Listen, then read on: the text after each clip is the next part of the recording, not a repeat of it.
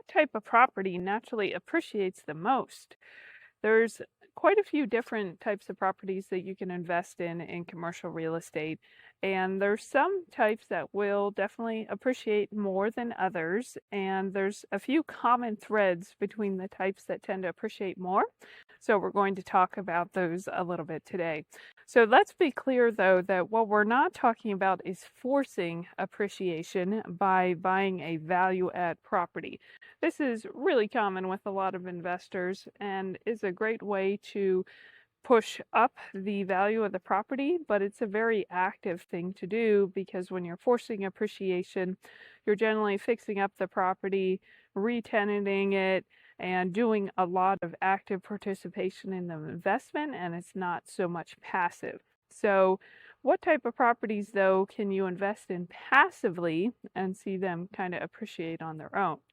So the first one would be what's considered a hot property type.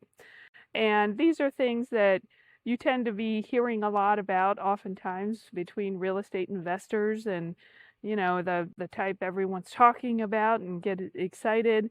So an example would be car washes or self-storage. There's a lot of talk about different asset classes like that, and people get really excited about it. So if you acquire one, you may be able just to sit on it and resell it with a significant appreciation just because it's a very popular type of asset, and thus people are willing to pay more for it.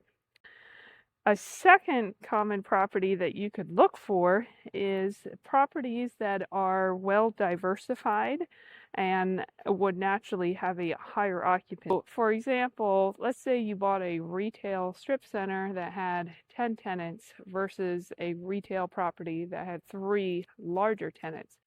The one that has more tenants has a higher likelihood that they're going to stay full because they have more spaces and the overall square footage is divided between more tenants. So anytime that you have a lot of vacancy, that is going to be reflected in your overall property value.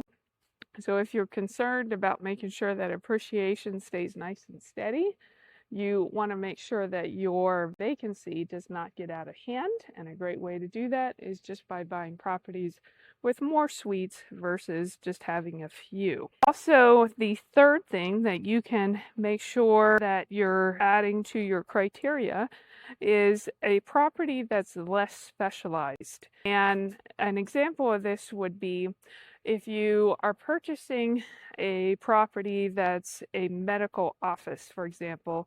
Those are highly specialized property, and the technology and just the demand and the way those properties are used has changed a lot over the years. And so a property that's highly specialized, if you lose your tenant down the line, that's going to, of course, put a dramatic effect on your value because you'll have to renovate it pretty significantly if you can even use it for the same value. So medical office properties used to just have, local doctors and local dentists in more remote areas. And now that trend has really changed to being a lot of large medical groups clustering together in a big building. And those smaller players are no longer in the market. So a lot of those older medical office buildings must be repurposed into something else. So making sure that the property type you're purchasing is not as specialized will help to protect your appreciation value over the long term. The fourth thing that we can point out here is that there are some general property types that will be kind of protected from a decrease and naturally have an appreciation and value. And a good way to think about this is if you think back 50 years ago. So currently it's 2025, 50 years ago would be 1975. What is still relevant today that people were using back then in real estate? So single-family homes was definitely something that was relevant then, that a lot of people are still living in those single-family homes that were built 50 years ago. So single-family homes tend to hold their value very well and appreciate well.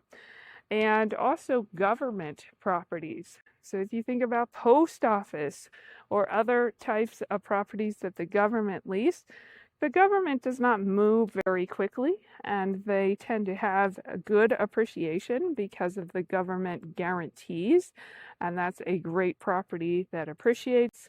And also farmland, because again, people have to eat. That's not an industry that has changed dramatically over time, and that has been well protected.